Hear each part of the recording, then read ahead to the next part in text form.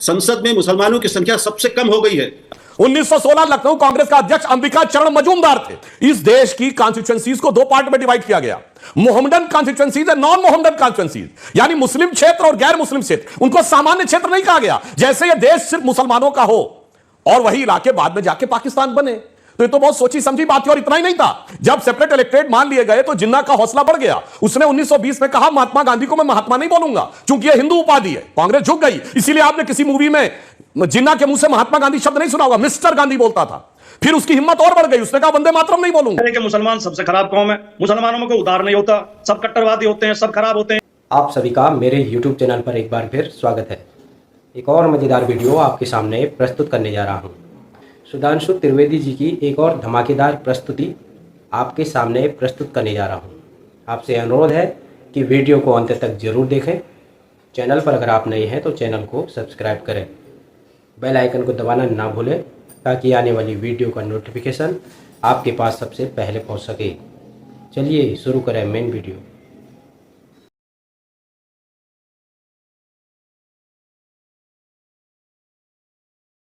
संसद में मुसलमानों की संख्या सबसे कम हो गई है। ये कैसे हो रहा है? ये बड़ा जो परिवर्तन हो रहा है कि आज पार्टियों को मुसलमानों को टिकट देने में एक संकोच का अनुभव होने लगा है कि ये कहां से आ रही है चीजें। ओके राहुल जी, मैं विनम्रता से आपके तथ्य में संशोधन करना चाहता हूं और दर्शकों से कह रहा हूं कोई जाके चेक कर ले। 1916 का लखनऊ कांग्रेस अधिवेशन तिलक का अंतिम अधिवेशन था। वहां सिर्फ एक सदस्य के रूप में आए थे, अध्यक्ष वो नहीं थे। 1916 लखनऊ कांग्रेस का अध्यक्ष अंबिका चरण मजूमदार थे। मैं पुनः कह रहा हूं, कांग्रेस में के अध्यक्ष अंबिका चरण मजूमदार थे, जिनकी सदारत में वह प्रस्ताव पारित हुआ। और मैं दर्शकों से बताना चाहता हूं प्रस्ताव भी कैसा मजेदार था। इस देश की कॉन्स्टिट्यूएंसीज को दो पार्ट में डिवाइड किया गया, मोहम्मदन कॉन्स्टिट्यूएंसीज और नॉन मोहम्मदन कॉन्स्टिट्यूएंसीज, यानी मुस्लिम क्षेत्र और गैर मुस्लिम क्षेत्र। उनको सामान्य क्षेत्र नहीं कहा गया, जैसे यह देश सिर्फ मुसलमानों का हो और वही इलाके बाद में जाके पाकिस्तान बने।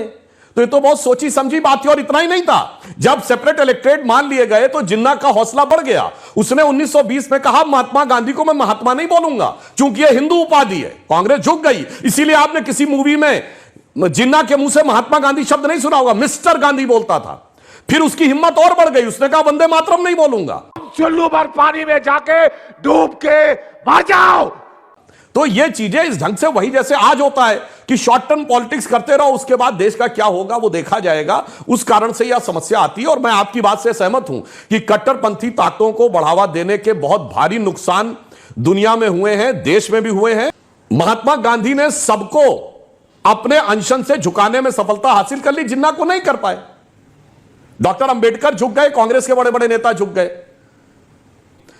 मैं राहुल जी, मैं आपके ऊपर कोई व्यक्तिगत बात नहीं कर रहा हूं। आपने जो बात कही वो ठीक है, यद्यपि आप देख लें, मैं तथ्य आप नेट पे जाके चेक कर लीजिए, कोई समस्या की बात नहीं है। मैं एक और बात बता देना चाहता हूं, उस समय कांग्रेस की जो स्वागत समिति थी जिसने तिलक का स्वागत किया था, उसका अध्यक्ष जानते कौन था? जगत नारायण मुल्ला। और ये जगत नारायण मुल्ला वो कांग्रेस के नेता थे, नेहरू जी के रिश्तेदार थे, जिन्होंने काकोरी प्रकरण में क्रांतिकारियों के खिलाफ अंग्रेज सरकार की तरफ से मुकदमा लड़ा है कि चंद्रशेखर आजाद को, अशफाक उल्लाह खां को फांसी हो। इसके लिए ब्रिटिश सरकार का वकील कांग्रेस के नेता जगत नारायण मुल्ला थे। ओके भाटी जी कुछ कह रहे हैं। आज के आपके शो में हमारे मित्र सुधांशु त्रिवेदी जी भयंकर विरोधाभास का शिकार है। क्यों? Please explain. उन्होंने पूरे समय तो ये सिद्ध करते रहे कि मुसलमान सबसे खराब कौम है, मुसलमानों में कोई उदार नहीं होता, सब कट्टरवादी होते हैं, सब खराब होते हैं। और फिर ये भी सिद्ध, फिर नाम गिनवाने लगे कि मुसलमानों में बड़े बड़े उदार हृदय व्यक्ति हुए हैं, बड़े बड़े धर्मनिरपेक्ष हुए हैं। मैं क्या करूं, फिर जॉब छोड़ दूं? मुसलमान संख्या का सबसे बड़ा देश इंडोनेशिया है और इंडोनेशिया में नाम भी पता किस तरह के होते हैं? Suharto, Sukarno, Megawati. उनके बैंक का नाम क्या? कुबेर बैंक। उनकी एयरलाइन का नाम क्या? गरुड़ा एयरवेज। मतलब वो, और रामलीला होती है वहां पर। राम को अपना मानते हैं, राम को अपना पूर्वज मानते हैं, राम के समर्थक हैं। ये कह देना कि किसी कौम को, पूरी कौम को खारिज कर देना, ये बहुत भयंकर स्थिति होती है। भाटी जी समाजवादी पार्टी के अन्य प्रवक्ताओं के मुकाबले बहुत भद्रता से बहस करते हैं, इसलिए मैं बिल्कुल तथ्यात्मक बात कर रहा हूं। भाटी जी, आप सारा दोष हम पे डाल रहे हैं, हम अगल बगल की बात कर रहे हैं। ये बताइए, श्रीलंका में जो ईस्टर संडे पे बम विस्फोट हुए थे, वो बीजेपी आरएसएस की कट्टरपंथिता की वजह से हुए थे।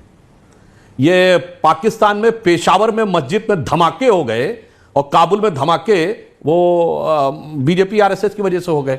ये बर्मा में जो बुद्धिस्ट बौद्ध विहारों के ऊपर आक्रमण कर रहे हैं रोहिंग्या मुस्लिम और संत विराथू उनके विरुद्ध आंदोलन ले खड़े हैं, वो बीजेपी आरएसएस की वजह से खड़े हैं। रूस के दागिस्तान में हमला हुआ था, वो बीजेपी आरएसएस की वजह से हुआ था। रूस के चेचेनिया में आरएसएस की वजह से हो रहा है, चाइना के सिचांग प्रोविंस में आरएसएस की वजह से हो रहा है, बोस्निया हर्जेगोविना में आरएसएस की वजह से हो रहा है। और सुनिए, अभी जो फिलिस्तीन में लड़ाई हो रही है हमास वाली, वो आरएसएस की वजह से हो रही है। सिडनी वाले धमाके आरएसएस की वजह से हो रहे हैं। 9/11 आरएसएस की वजह से हो रहा है। महोदय, कुछ शर्म आया है? क्या कहना चाहते हैं? एक वैश्विक समस्या है, एक समुदाय के अंदर समस्या आ गई है, उस समस्या को समझाइए और मुस्लिमों को भी यह समझना चाहिए। पहले चरण पे तो वो मुस्लिमों के गैर मुस्लिमों की तरफ करते हैं। जैसे कन्हैया लाल साहू का सर काटा जाता है जोधपुर में, तो सैमुअल पार्टी का सर काटा जाता फ्रांस में। अलग नहीं है महोदय, मगर उसके बाद एक दूसरे के सर भी काटते हैं। वरना काबुल में काहे धमाके हो रहे हैं? वहां तो निजाम मुस्तफा है, 100% मुस्लिम है। ये पेशावर में किस बात का धमाका होता है मस्जिदों में? ये सीरिया में किस बात का धमाका होता है? इराक में किस बात का? ये तिनके की ओट में पहाड़ मत छुपाइए। ये छोटी राजनीति की हमें अपने इक्वेशन सेटल हो जाए और हम अपनी थोड़ा राजनीति में कट्टरपंथियों से वोट का शॉर्टकट, मैं बार बार कह रहा हूं, कट्टरपंथियों के द्वारा वोट के शॉर्टकट के चक्कर में देश में शॉर्ट सर्किट होने का खतरा रहता है। भाटी जी ये समझिए, इसलिए मैंने इतना बड़ा स्वरूप बता दिया। तिनके की ओट में पहाड़ छुपाने की कोशिश मत करिए। कैसी लगी आज की ये वीडियो कमेंट करके ज़रूर बताएं। मिलते हैं अगली वीडियो में, तब तक जय श्री राम।